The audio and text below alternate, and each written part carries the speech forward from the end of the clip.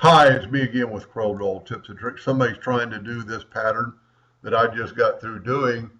And we went around a couple emails. He was trying to do this, making this shape and then rotating them in interactive fill tool to get this. But then he's got lines.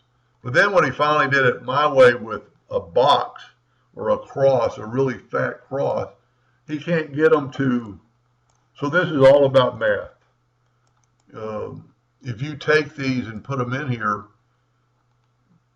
there's going to be a gap right there. It's because this isn't even. So this thing is 18 by 18. So half of that is 9, so this needs to be 4.5. So we're going to go with parallel dimension tool and go from that node to that node, and you see we're 4.97. I don't know if you can see that or not. So that needs to be equal. So what we're going to do, we're going to make a new one. And we're going to make it even. So we're going to make it 20 long by 10 wide, which will be half of it.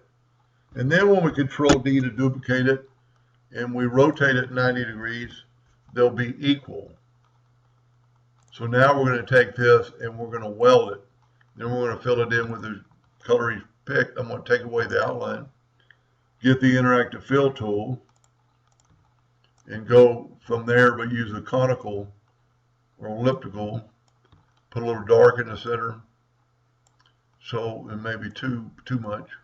That's what you want to do. So the easiest way to duplicate this, change your nudge distance to 20 inches.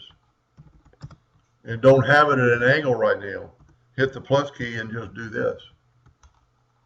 And do a bunch of them if you want.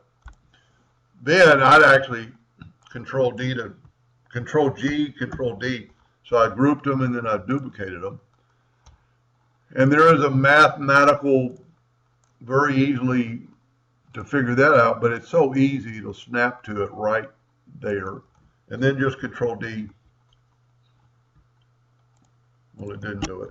If you don't hit it the first time, it won't work. Now we can go like that, and there's my pattern. Now I can make it a lot bigger. Let's just do Control G to Control D to duplicate it. And you know what? It is still on 20, so we could just move this over till we get an empty space and then move it back. And I guarantee maybe this will work too now that they're like this. Hit the plus key and go down 20. I mean, of course, we can move those over and get that. Now, to get that box, let's just move this out of the way. You need to group all this together, Control G, to group it, and then to make a pattern box or whatever, let's make it square,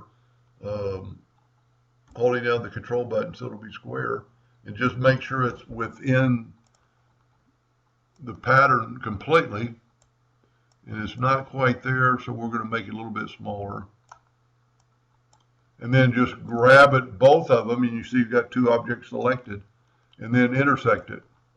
And what that's going to do is going to give you that pattern. That's a pretty cool pattern. I like it. But it's all done.